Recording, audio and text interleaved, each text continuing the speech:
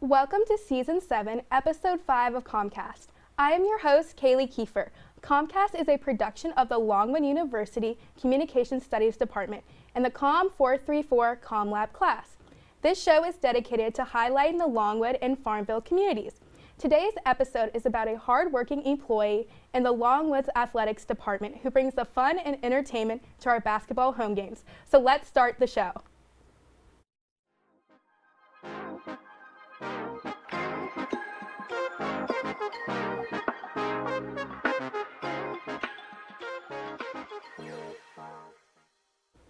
Joining us on set today is Makayla Whittaker, Director of Athletics, Marketing, and Fan Experience, and also head coach of the Longwood's cheerleading team. Makayla, thank you so much for joining us today. Of course. Thank you for inviting me. Of course. So we have a couple of questions that we have prepared for you. So our first question is, you joined Longwood Athletics right after you graduated in 2023. How did you find yourself working at the school you just graduated from? So I kind of got the opportunity, walked right into it. During my senior year, I was the undergraduate assistant in the athletic department under the old director of marketing and fan experience. And then with cheering for the 4 years, I was kind of always around and stuff. So then they asked me if I would want to work part-time first because I had an extra semester. And then that next year I got on full-time. That's amazing. Now, I know you're responsible for creating a fun atmosphere for the fans. How do you come up with all the ideas to keep the fans engaged throughout the whole game? So it's a lot of research of looking at other schools. I try and look at schools that are similar to us because we are a smaller school that we don't have football either. So D1 athletics, but with basketball being our major sport and stuff. So looking at other schools, and then it's kind of just asking students as well. We have a couple different meetings where we have student orgs come and we talk with them, but also just kind of feeling what the teams would like as well at their games too. Okay, awesome. Now I know it can be very chaotic during all the different games. How do you make sure everything goes smooth throughout the game? So I rely a lot on our interns. I have a great graduate assistant this year, Tilda. She's been amazing. And it's a lot about prepping. The more prep we do before the games, the better. Making sure that everyone has a different role in the jobs. Mm-hmm. And then when we get to the game, it's all right, just double checking on things rather than actually telling people what to do right at the game. Everything's already done before. Mm-hmm.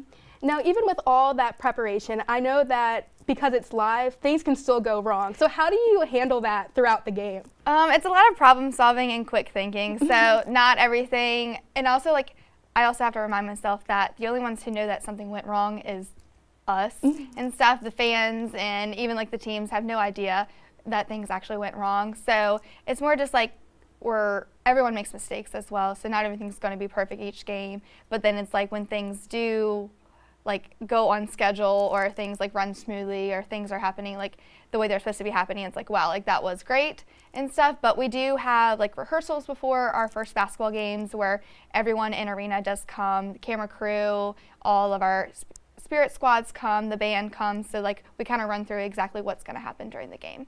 Amazing. Now, as a student athlete and now a staff member here, how has your perspective on Longwood Athletic changed?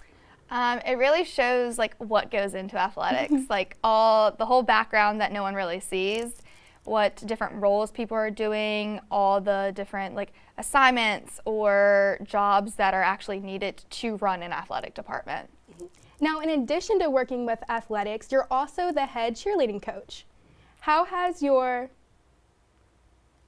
experience as a former team member shaped you the way you coach now? I'm a very team dynamic person. I don't like the drama and stuff, and I never have even through high school and stuff. So going from being on the team and kind of seeing the different, every year is different. You never know. It is a bunch of girls as well. This year I do have 2 males on our team, and they have been great. So it's been great to have different group of people, as well as each generation is different as well. So it's been nice because the way I am is we're all one team, and especially with cheerleading, it takes 4 people in a stunt group. So if one person's not there, or if there's one bad apple, it does really ruin the whole bunch. So very pushing, team dynamic, confidence as us as a whole, and cheerleading is a mental game as well. So Now, as you've been coaching and you've seen your team progress over the past couple of seasons, last spring, for the first time, you went to the NCAA College Nationals and finished top 10. What does that accomplishment mean to you and your team? It means a lot. So we tried to go my junior and my senior year, and just financially, and things just weren't able to happen. So like a lot, that's always been a goal, is for us to compete, to do something for ourselves, because we show up for other teams, we're at every single home game as well, but like doing something to really show like what all we put in, what we actually do at practice, because many things that are done at practice we're not able to do at the basketball games because they're not legal on the basketball court. So it was amazing, and just going, we are in our division that has the most teams. Last year there was 28 teams. It's the largest division down at NCAA. And then going for the first time, being a small school, smaller, not as many resources as these other teams that are coming there. And getting top 10 was great. It was nice to see as a coach, as well as just because I wanted it as an athlete, but being able to be there as a coach for them was great. Now, I know you put a lot of effort into your team, and I know cheerleading requires a lot of trust and teamwork. So how do you build that connection and chemistry with your team members? Open communication. They know that I am always there for them. I'm always going to put the team first as well, so personal things. Obviously, because it is a mental game, they affect a lot of things, but when we walk in, I don't necessarily want you to leave it at the door, because you can't always forget about it and stuff. Like, it's going to affect you. But if we are openly communicating and talking about things and we're all on the same page, that's going to make me know how to like go into practice and stuff. And the way you come into practice is how everyone else is going to react as well. Now, what do you hope the members of your cheer team take away from the experiences, both as being athletes and also being students? They're not just seen as students or athletes. I want to make sure that they are better people coming out of college. College is a lot, especially with freshmen coming in that have never been away from home and have always had their parents. Like, it is a big transition. So just letting them know that they are supported and they do have people, and you are going to make your lifelong friends in college and the experiences you have, but really just like trying to make you a better person. So. Awesome. Now, since you just graduated and now you're working with athletics and cheerleading, what advice would you give to students that either want to become a cheerleading coach or work in the marketing field?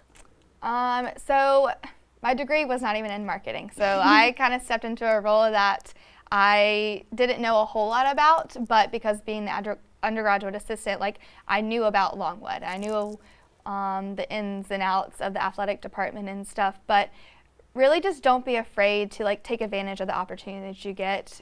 Being very grateful for, we may not have as many resources as other schools, but accepting and like finding, and it was like a problem solving. You learn how to work with the limited resources you do have, and everything can still be good even if you don't have the huge resources like the big schools. Now, because you've been working with athletics and cheerleading for a couple of years now, what goals do you hope that you can see in the future for either marketing or cheerleading? So even just compared from last year to this year, like, we've grown from our game days experience, doing more of our Jumbotron things, getting the fans engaged. The videos were all new this year, so I think just growing off of that and like really doing some more research of whether it's like giveaways or promotions, things that we can do that interacts the students but also the community members, because Farmville is a very community-based town and stuff, so really just trying to grow in that atmosphere, whether it's getting out around campus as well. I know we had like the Heart of Virginia Festival and different things that go on, but really showing like what Longwood Athletics really is about. Now, you said Longwood is very like a community-based organization, so what does it mean to you to create a memorable game day experience for the Longwood community? It means a lot. I enjoy seeing people having fun, so especially when we do like our youth days, or this year we did a superhero day, and just seeing the kids run around in their costumes, like, that was adorable. And doing, like, we did a diaper derby this year as well, so we had babies on the court and some crying, but some were having so much fun, so that's what makes it the best thing. So. Now let's take a quick break, and we'll be right back with COMMCast Trivia.